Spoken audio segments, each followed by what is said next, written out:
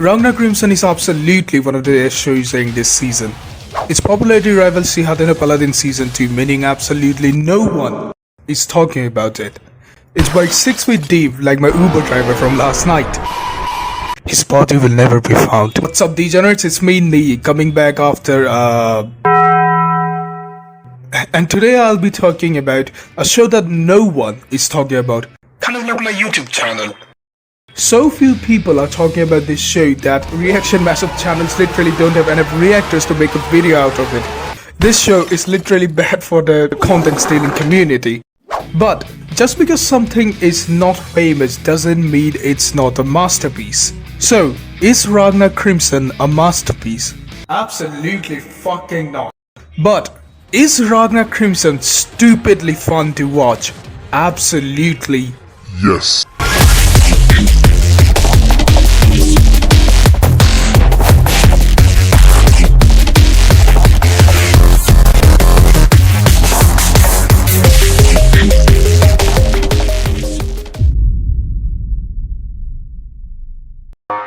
Ragnar Crimson takes place in a world where humans are in a constant fight with the dragons, and hence there are dragon hunters who hunt them. The dragons are quite strong, it's a tough fight for the humans. In comes our protagonist Ragnar, who lost his parents to a dragon attack years ago and was rescued by a literal child who is supposed to be the strongest dragon hunter in town. He chooses to follow her in her goal to take down the strongest dragon. It's clear that he deeply cares about her. Sometimes almost creepily so. But one day, our boy Ragnar starts getting visions of the future. A vision where the kid dies after their town is attacked by dragons. In this future, after the kid dies, he goes in a rage and despair-filled journey for revenge to become the strongest and kill every dragon on the planet. But even though he gets super strong in the future, he is never able to be happy again, as everyone he cares for dies to the dragons one after another.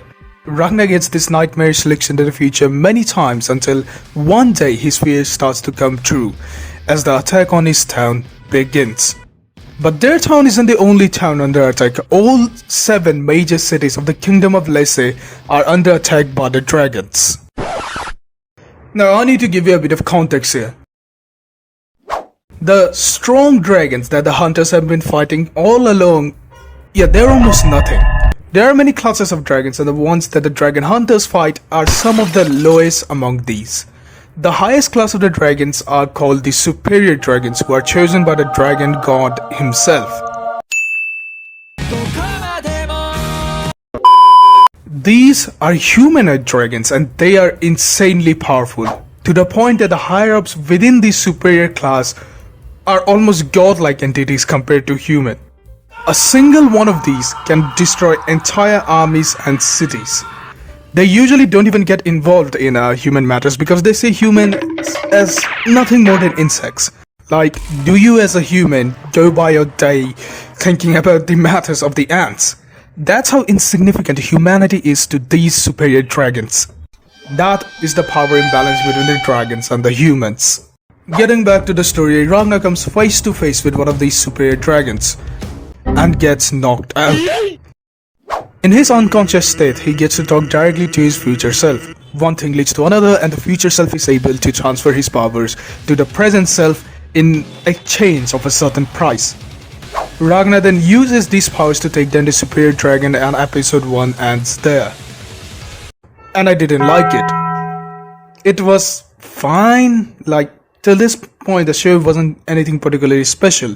The animation was marginally better than the average seasonal isekai, the story was meh, the MC was like there was nothing in this episode to keep me going on other than the fact that I was fucking bored.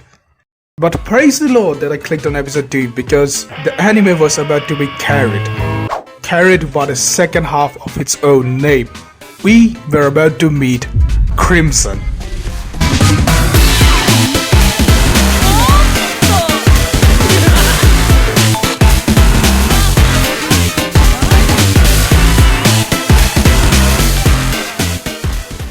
Now, how do I explain Crimson?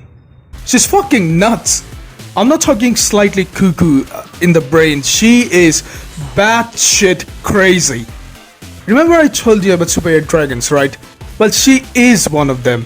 But she hates dragons. She wants to kill every dragon in existence, render them extinct. Oh, and then kill herself in the end of it as well. So you can see where this is going. You have Ragnar, someone who wants to wipe out the dragons to protect the ones he cares for. And you have Crimson, who wants to wipe out the dragons because... Put both of them together and you get Ragnar Crimson. Hey, that's the name of the fucking show! And hence the story of our duo begins on their journey on the path of Dragon genocide.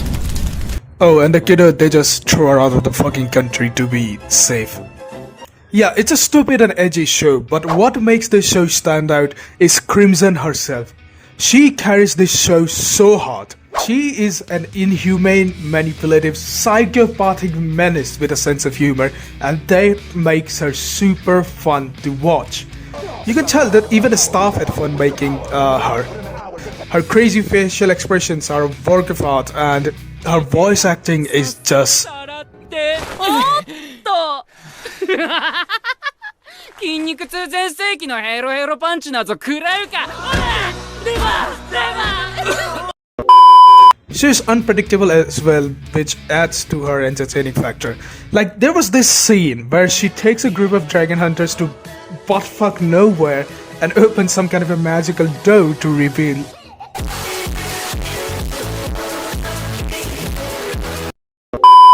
Why the fuck does she have an entire American arsenal at her disposal? We are in the Middle Ages, why does she have an M16s? Scenes like this is what makes this show fun. By episode 3, I was totally hooked. Keeping Crimson aside, this show appeals to another one of my fetishes, and that is watching the weak defeat the arrogant strong. The superior dragons commit heinous crimes against the humans, and the humans seemingly have no way to fight back against these incomprehensible entities. But then this duo pulls up and not only punch a few of these themselves, but Crimson actually experiments with ways by which ordinary humans can actually fight back against the dragons and the superior dragons. And watching these arrogant fuckers getting what they fucking deserve is orgasmically satisfying. I can watch that for days.